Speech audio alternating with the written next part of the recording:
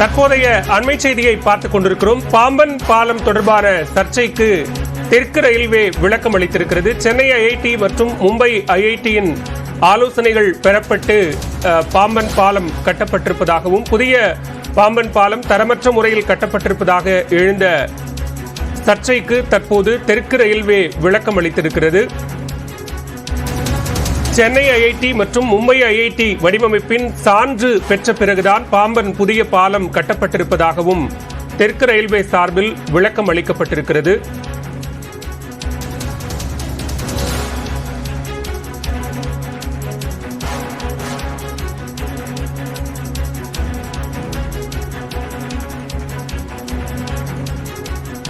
நடுக்கடலில் தத்தளித்த மீனவர்களை ஹெலிகாப்டர் மூலம் மீட்கப்பட்ட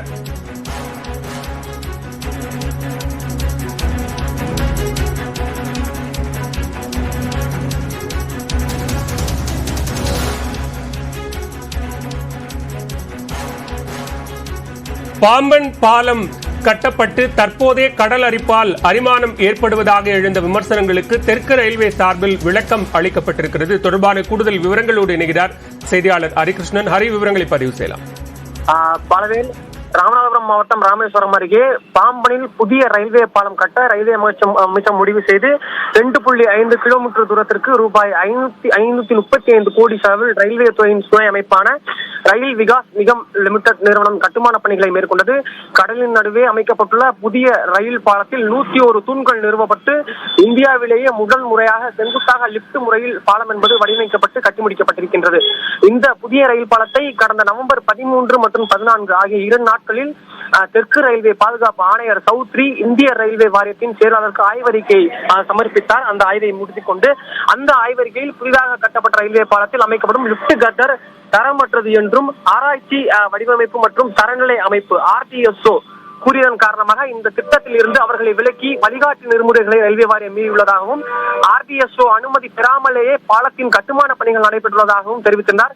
அதே போல 100 ஆண்டுகளுக்கு முன் கட்டப்பட்ட பழைய பாம்பன் ரயில் பாலம் தொழில்நுட்ப அதிசயமாக இருந்தாலும் கூட தற்போது கட்டப்பட்டிருக்கின்ற அந்த புதிய பாம்பன் ரயில் பாலம் என்பது ஒரு சில தொழில்நுட்ப கோளாறுடன் கட்டி முடிக்கப்பட்டிருக்கின்றது. அதே போல புதிய பாம்பன் ரயில் பாலத்தில் கடல் நீர் அரிப்பு பிரச்சனையை தீர்க்க முறையான நடவடிக்கை மேற்கொள்ளவில்லை என்று பல்வேறு காரணங்களை சுட்டிக்காட்டி அந்த ஆய்வறிக்கையில் சமர்ப்பித்திருந்தார்.